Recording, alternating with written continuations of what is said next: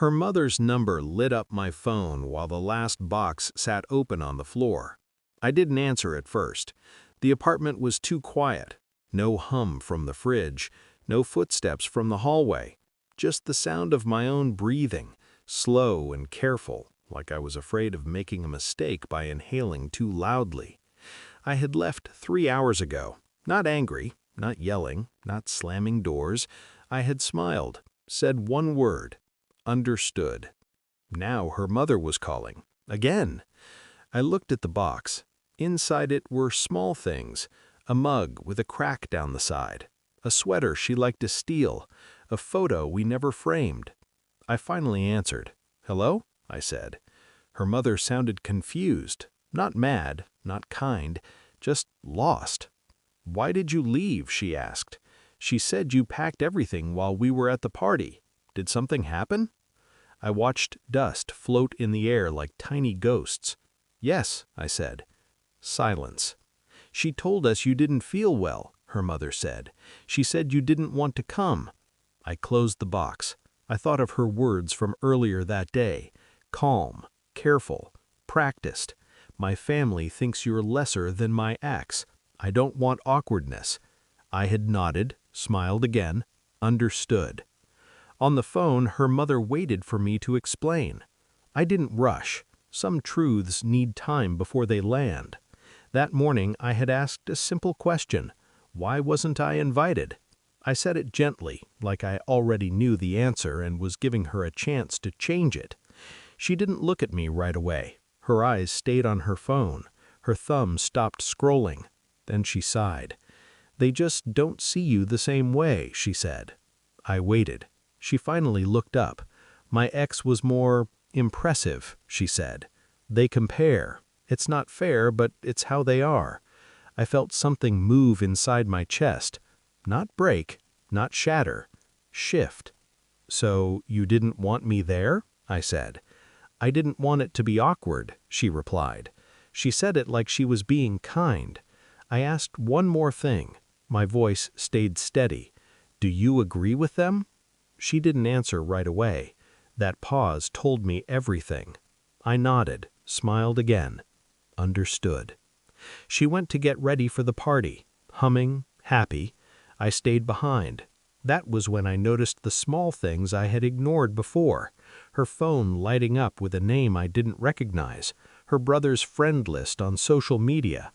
One name liked every photo she posted. Her stories about running into someone from the past told too casually. I didn't jump to wild ideas. I don't panic. I observe. And what I saw was simple. She didn't just think I was lesser. She had never chosen me at all. I stood in the bedroom and looked around.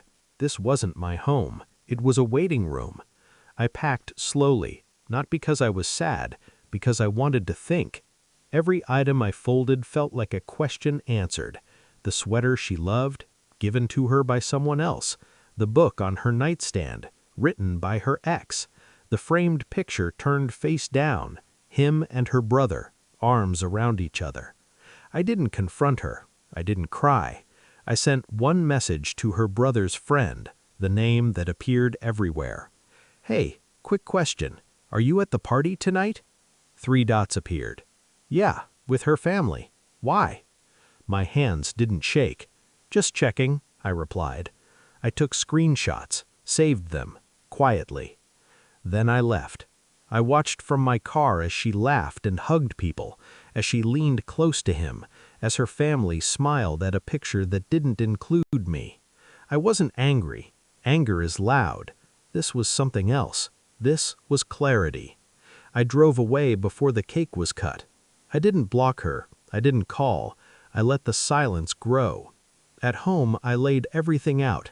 Messages, photos, dates, times. Not to punish her, to understand. And once I understood, I felt calm. Very calm. Her mother called again later that night. I answered this time. "She's crying," her mother said. "She doesn't understand why you left." I said nothing. "She says you overreacted," her mother continued, "that you misunderstood her words." I took a breath. "May I ask you something?" I said. "Yes, of course." "Did you know her ex would be there?" Silence. Then, "Yes," her mother said. "He's close with the family." "And did you know she invited him herself?" I asked. Another pause. "No," she said slowly. I sent her the screenshots. No explanation, no emotion, just truth. A minute passed, then another. Her mother's voice came back, quiet now. "Oh," she said. I imagined the room, the looks, the sudden understanding. I imagined my place in the story shrinking, and I felt nothing. She came home alone, eyes red, face pale. "You didn't have to leave like that," she said. I stood by the door. My keys were already in my hand. "I told you the truth," she said. "I was trying to protect you." I looked at her. "No," I said. "You were protecting your comfort." She opened her mouth, closed it. "I knew about him," I continued, "before today. I just wanted to see if you'd choose me." Her shoulders dropped. "I didn't," she whispered. I nodded. "That's why I left."